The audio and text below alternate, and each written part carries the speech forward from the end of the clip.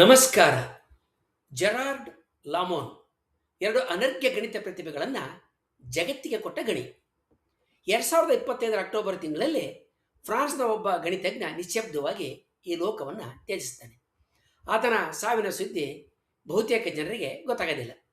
ಆ ವ್ಯಕ್ತಿಯ ಬಳಿ ನೊಬೆಲ್ ಪ್ರಶಸ್ತಿ ಇರೋದಿಲ್ಲ, ಹಾಗೆಯೇ ಯಾವುದೇ ಖ್ಯಾತವಾದಂಥ ಇನ್ನೊಂದು ಬಹುಮಾನ ಕೂಡ ಇರೋದಿಲ್ಲ. ಗಣಿತಶಾಸ್ತ್ರದ ಅತ್ಯುನ್ನತ ಗೌರವವಾದಂಥ ಫೀಲ್ಡ್ಸ್ ಪದಕ ಅದನ್ನ ಸಮೀಪ ಸೋಲ್ತಿರೋದಿಲ್ಲ. ಆದರೂ ಕೂಡ ಆ ವ್ಯಕ್ತಿ ಗಣಿತದ ಇತಿಹಾಸದಲ್ಲಿ ಅಳಿಸಲಾಗದ ಹೆಸರಾಗಿ ಈಗ ಉಳ್ಕೊಂಡಿದ್ದಾರೆ. ಆ ಮಹಾನ್ ಗಣಿತಜ್ಞನ ಹೆಸರು ಜೆರಾರ್ಡ್ ಲಾಮೋನ್.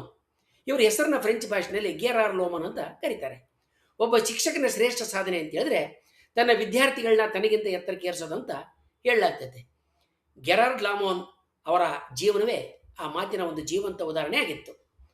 ಗೆರಾರ್ಡ್ ಲಾಮೋನ್ ಅವರ ಮಾರ್ಗದರ್ಶನದಲ್ಲಿ ಸಂಶೋಧನೆ ಮಾಡಿದಂಥ ಇಬ್ಬರು ವಿದ್ಯಾರ್ಥಿಗಳು ಲಾರೆಂಟ್ ಲಾಫರ್ಗ್ ಮತ್ತು ಗ್ನೋ ಬೌಚವು ಗಣಿತಶಾಸ್ತ್ರದ ಅತ್ಯುನ್ನತ ಗೌರವವಾದಂಥ ಫೀಲ್ಡ್ಸ್ ಪದಕವನ್ನು ಪಡೀತಾರೆ.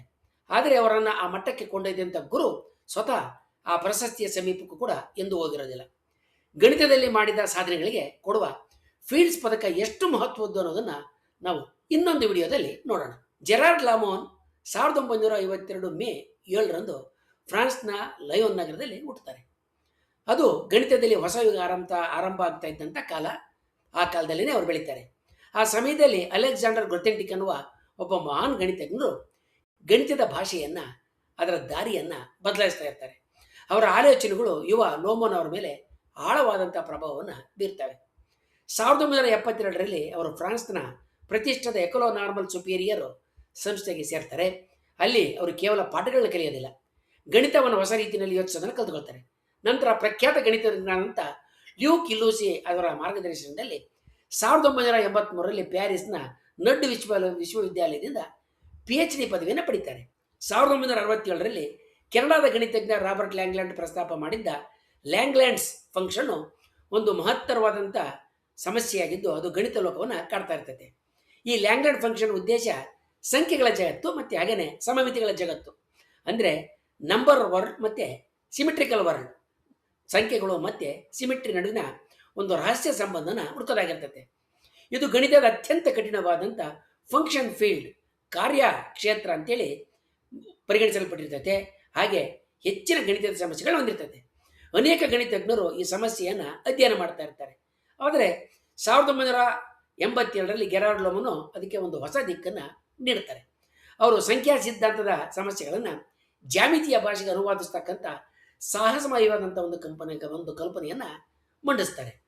ಅಂತ ಹೇಳಿದ್ರೆ ನಂಬರ್ ಥಿಯರಿಯನ್ನು ಒಂದು ಜಮಿಟ್ರಿ ಥಿಯರಿಯಾಗಿ ಮಾಡ್ತಕ್ಕಂಥ ಮಹಾನ್ ಕ್ರಾಂತಿಕಾರಕ ಪರಿಕಲ್ಪನೆಯನ್ನು ಅವ್ರು ನೀಡ್ತಾರೆ. ಇದನ್ನು ಇವಾಗ ಇಂದಿನ ದಿನ ಇದನ್ನು ಇಂದು ಜಾಮಿತಿಯ ಲ್ಯಾಂಗ್ಲ್ಯಾಂಡ್ ಕಾರ್ಯಕ್ರಮ ಅಥವಾ ಜಾಮಿತಿಯ ಲ್ಯಾಂಗ್ಲ್ಯಾಂಡ್ ಫಂಕ್ಷನ್ ಅಂತ ಕರೀತಾರೆ. ಇದು ಕೇವಲ ಒಂದು ಹೊಸ ಸಿದ್ಧಾಂತ ಆಗಿರೋದಿಲ್ಲ, ಇದು ಸಂಪೂರ್ಣ ಗಣಿತದ ನಕ್ಷೆಯನ್ನು, ಅದರ ವ್ಯಾಪ್ತಿಯನ್ನು ಬದಲು ಮಾಡಿದಂಥ ಒಂದು ದೊಡ್ಡ ಆಲೋಚನೆ ಆಗಿರ್ತದೆ. ಗೆರಾರ್ಡ್ ಲಾಮೋನ್ ಶೀಪ್ ಸಿದ್ಧಾಂತ ಮತ್ತು ಕೊಹೊಮೊಲಜಿ ಕ್ಷೇತ್ರಗಳಲ್ಲಿ ಒಂದು ಹೊಸ ಆಯಾಮಗಳನ್ನ ಪರಿಚಯ ಮಾಡ್ತಾರೆ. ಶೀಪ್ ಸಿದ್ಧಾಂತ ಮತ್ತು ಕೊಹೊಮೊಲಜಿ ಕ್ಷೇತ್ರಗಳು ಏನು ಅನ್ನೋದನ್ನು ನಾವು ಇನ್ನೊಂದು ವಿಡಿಯೋದಲ್ಲಿ ನೋಡೋಣ. ಜೆರಾರ್ಡ್ ಲಾಮೋನ್ ಅವರ ಅದ್ಭುತ ಗಣಿತ ಸಾಧನೆಗಳಿಗಾಗಿ 1987ರಲ್ಲಿ French National Centre for Scientific Research ಇವರಿಗೆ ಬೆಳ್ಳಿ ಪದಕವನ್ನು ನೀಡಿ ಗೌರವಿಸುತ್ತದೆ.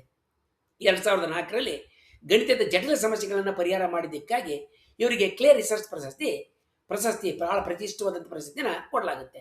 ಇವರು ಫ್ರೆಂಚ್ ಅಕಾಡೆಮಿ ಆಫ್ ಸೈನ್ಸ್ನ ಗೌರವಾನ್ವಿತ ಸದಸ್ಯರಾಗಿ ಕೆಲಸವನ್ನು ಕೂಡ ಮಾಡ್ತಾರೆ. ಜೆರಾರ್ಡ್ ಲಾಮೋನ್ ಅವರ ಅಧ್ಯಯನಗಳು ಆಧುನಿಕ ಗಣಿತದ ಹಲವು ಗಂಭೀರ ಸಮಸ್ಯೆಗಳಿಗೆ ಹೊಸ ದಾರಿಯನ್ನು ತೆರೀತವೆ. ಆದರೆ ಅವರನ್ನು ವಿಶಿಷ್ಟವಾಗಿ ಮಾಡಿದ್ದು, ಖ್ಯಾತರನ್ನಾಗಿ ಮಾಡಿದ್ದು ಅವರ ಬೋಧನಾ ಸಾಮರ್ಥ್ಯ ಮತ್ತು ಅವರು ತಮ್ಮ ವಿದ್ಯಾರ್ಥಿಗಳನ್ನು ಪ್ರೇರೇಪಣೆ ಮಾಡ್ತಕ್ಕಂಥ ಶಕ್ತಿ. ಲಾಮೋನ್ ತಮ್ಮ ಕಾಲದ ಗಣಿತಜ್ಞರಿಗೆ ಒಂದು ವಿಶೇಷವಾದ ದಾರಿಯನ್ನು ತೋರಿಸ್ತಾರೆ. ಆ ದಾರಿಯ ಕೊನೆ ಎಲ್ಲಿದೆ ಅಂತ ಅವರಿಗೆ ತಿಳಿದಿರೋದಿಲ್ಲ. ಆದರೆ ಮುಂದಿನ ಪೀಳಿಗೆಯ ಗಣಿತಜ್ಞರು ಆ ದಾರಿನಲ್ಲಿ ಸಾಗಿದರೆ ಹೊಸ ಜಗತ್ತು ಸಿಗ್ತೈತೆ ಅನ್ನುವ ನಂಬಿಕೆಯನ್ನು ತುಂಬಿಕೊಂಡಿರ್ತಾರೆ. ಯುವ ವಯಸ್ಸಿನಲ್ಲಿಯೇ ಅಸಾಧಾರಣ ಪ್ರತಿಭೆ ತೋರಿಸಿದ್ದಂಥ ಅವರ ಮೊದಲ ಮಹಾನ್ ವಿದ್ಯಾರ್ಥಿ ಲಾರೆಂಟ್ ಲಾಫರ್ಗು ತನ್ನ ಗುರು ಜೆರಾರ್ಡ್ ಲಾಮೋನ್ ಮಾರ್ಗದರ್ಶನದಲ್ಲಿ ಲ್ಯಾಂಗ್ಲ್ಯಾಂಡ್ ಫಂಕ್ಷನ್ನ ಒಂದು ಪ್ರಮುಖ ಭಾಗವನ್ನು, ಒಂದು ಪ್ರಮುಖ ಅಂಗವನ್ನು ಸಾಬೀತುಪಡಿಸ್ತಾರೆ. 2002ರಲ್ಲಿ ಅವರಿಗೆ ಫೀಲ್ಡ್ಸ್ ಪದಕ ಸಿಗುತ್ತೆ. ಕೆಲವು ವರ್ಷಗಳ ನಂತರ ಅವರ ಇನ್ನೊಬ್ಬ ವಿದ್ಯಾರ್ಥಿ ಗ್ನೋ ಬೌಚವು ಈ ಗಣಿತಜ್ಞರನ್ನ ದಶಕಗಳ ಕಾಲ ಕಾಡಿದ್ದಂಥ ಫಂಡಮೆಂಟಲ್ ಲಂಬ ಅಂತಕ್ಕಂಥ ಒಂದು ಸಮಸ್ಯೆಯನ್ನು ಪರಿಹಾರ ಮಾಡ್ತಾರೆ. ಈ ಫಂಡಮೆಂಟಲ್ ಲೆಮ್ಮ ಅನ್ನುವ ಸಮಸ್ಯೆ ಏನು ಅನ್ನೋದನ್ನು ನಾವು ಇನ್ನೊಂದು ವಿಡಿಯೋದಲ್ಲಿ ಆದಷ್ಟು ಸರಳವಾಗಿ ತಿಳ್ಕೊಳ್ಳೋಣ. ಈ ಸಾಧನೆಗಾಗಿ ಅವರಿಗೆ 2010ರಲ್ಲಿ ಫೀಲ್ಡ್ಸ್ ಪದಕ ಸಿಗುತ್ತೆ. ಈ ಮೂಲಕ ಜೆರಾರ್ಡ್ ಲಾಮೋನು ಜಗತ್ತಿಗೆ 2 ಪ್ರತಿಭಾವಂತ ಅನರ್ಘ್ಯ ಗಣಿತ ರತ್ನಗಳನ್ನು ಕೊಟ್ಟ ಗಣಿಯಾಗ್ತಾರೆ. ವಿಜ್ಞಾನದಲ್ಲಿರುವ ನೊಬೆಲ್ ಪ್ರಶಸ್ತಿಯನ್ನು ಮೀರಿಸುವ ಗಣಿತದ ಫೀಲ್ಡ್ಸ್ ಪದಕ ವಿಜೇತರನ್ನ ರೂಪಿಸಿದಂಥ ಗುರು ಜೆರಾರ್ಡ್ ಲಾಮೋನು ಸ್ವತಃ ಫೀಲ್ಡ್ ಪದಕವನ್ನು ಪಡೆದಿರೋದಿಲ್ಲ. ಅವರು ಅದರ ಸನಿಹಕ್ಕೂ ಕೂಡ ಹೋಗಿರೋದಿಲ್ಲ. ಆದರೆ ಲೋಮೋನ್ ಅವರ ಮಹತ್ವ ಪ್ರಶಸ್ತಿಗಳಿಂದ ಅಳೆಯೋದಕ್ಕೆ ಸಾಧ್ಯ ಇಲ್ಲ. ಅವರು ಬಿತ್ತಿದ ಬೀಜಗಳು ಜಗತ್ತಿನ ಎಲ್ಲ ಕಡೆ ಫಲವನ್ನು ನೀಡುತ್ತವೆ. ಅವರ ಆಲೋಚನೆಗಳು ಅನೇಕ ಸಂಶೋಧನೆಗಳಿಗೆ ಗಣಿತದ ಹೊಸ ಚಿಂತನೆಗಳಿಗೆ ಅಡಿಪಾಯ ಆಗ್ತವೆ. 2024ರಲ್ಲಿ 9 ಗಣಿತಜ್ಞರ ತಂಡ 1000ಕ್ಕೂ ಹೆಚ್ಚು ಪುಟಗಳ ಸಂಶೋಧನಾ ಲೇಖನಗಳ ಮೂಲಕ ಲೋಮೋನ್ 1987ರಲ್ಲಿ ಮಂಡಿಸಿದ್ದ ಜ್ಯಾಮಿತಿಯ ಲ್ಯಾಂಗ್ಲ್ಯಾಂಡ್ ಊಹೆಯನ್ನು ಅಂದರೆ ಪರಿಕಲ್ಪನೆಯನ್ನು ಸಂಪೂರ್ಣವಾಗಿ ಸರಿ ಅಂತ ಸಾಧನೆ ಮಾಡಿ ತೋರಿಸುತ್ತೆ. ಸುಮಾರು 4 ದಶಕಗಳ ಹಿಂದೆ ಅವರು ಹಾಕಿದ್ದಂಥ ಪರಿಕಲ್ಪನೆಯ ಬೀಜ ಅಂತಿಮವಾಗಿ ದೊಡ್ಡ ಬರವಾಗಿ ಬೆಳೆದಿರ್ತದೆ. 2025ರಲ್ಲಿ ಕೊನೆಯ ಉಸಿರನ್ನು ಎಳೆದಾಗ ಜೆರಾರ್ಡ್ ಲೋಮನ್ ಅವರಿಗೆ ತಾವು ಬೀಜ ಹಾಕಿದ್ದ ತಮ್ಮ ಕನಸಿನ ಸಿದ್ಧಾಂತದ ಮರ ಬೆಳೆದಿರೋದನ್ನು ನೋಡಿ ಅವರಿಗೆ ಆತ್ಮತೃಪ್ತಿಯಾಗಿರುತ್ತೆ. ಇಂದು ಗಣಿತದ ಅನೇಕ ಕ್ಷೇತ್ರಗಳಲ್ಲಿ ಲೋಮೋನ್ ಅವರ ಪ್ರಭಾವ ಎದ್ದು ಕಾಣ್ತದೆ.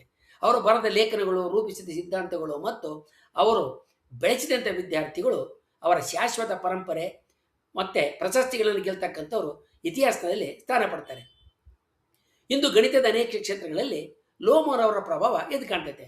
ಅವರು ಬರೆದ ಲೇಖನಗಳು, ರೂಪಿಸಿದ ಸಿದ್ಧಾಂತಗಳು ಮತ್ತು ಅವರು ಬೆಳೆಸಿದ ವಿದ್ಯಾರ್ಥಿಗಳು ಅವರನ್ನು ಶಾಶ್ವತಗೊಳಿಸ್ತಾರೆ. ಪ್ರಶಸ್ತಿಗಳನ್ನು ಗೆದ್ದು ಅವರಿಗೆ ತಮ್ಮ ಗುರುವಿಗೆ ಇತಿಹಾಸದಲ್ಲಿ ಸ್ಥಾನವನ್ನು ಕಲ್ಪಿಸ್ತಾರೆ. ಆದರೆ ಇತರರನ್ನ ಶಿಖರಕ್ಕೆ ಏರಿಸೋರು ಇತಿಹಾಸವನ್ನೇ ರೂಪಿಸ್ತಾರೆ ಅಂತೇಳಿ ನಾವು ಲೋಮೋನ್ ವಿಚಾರದಲ್ಲಿ ಹೇಳ್ಬೋದು. ಗೆರಾರ್ಡ್ ಲೋಮೋನು ಅಪರೂಪದ ಮಹನೀಯರಲ್ಲಿ ಒಬ್ಬರು. ಗೆರಾರ್ಡ್ ಲೋಮೋನ್ ಅವರನ್ನ ಕೇವಲ ಒಬ್ಬ ಗಣಿತಜ್ಞಾನಿ ಮಾತ್ರ ಅಲ್ಲ, ವಿಶ್ವಮಟ್ಟದ ಪ್ರತಿಭೆಗಳನ್ನು ರೂಪಿಸಿದ ಮಹಾನ್ ಗುರುವಾಗಿಯೂ ನಾವು ನೆನಪಿಸ್ಕೊಳ್ಬೇಕಾಗುತ್ತೆ. ಮುಂದಿನ ವಿಡಿಯೋದಲ್ಲಿ ಫೀಲ್ಡ್ಸ್ ಪದಕ ಪಡೆದ, ಗಣಿತಕ್ಕೆ ಹೊಸ ದಿಕ್ಕನ್ನು ನೀಡಿದ, ಹೊಸ ಚಿಂತನೆಗಳನ್ನು ಕೊಟ್ಟ, ಹೊಸದಾದ ಮಾರ್ಗವನ್ನು ಹಾಕಿದ ಇತರ ಮಹಾನ್ ಗಣಿತರ ಬಗ್ಗೆ ತಿಳ್ಕೊಳ್ಳೋಣ. ವಂದನೆಗಳೊಂದಿಗೆ.